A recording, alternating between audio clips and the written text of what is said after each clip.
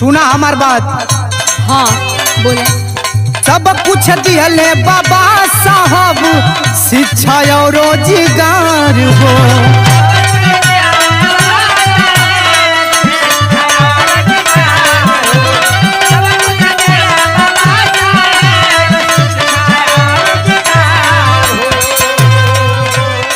पत्थर के मूर्ति में नहीं कौनो बाय अधिकार हो।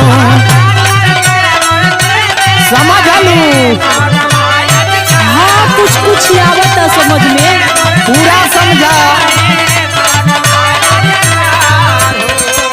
हमारा बात तोहरा के समझ में आ गई कि ना?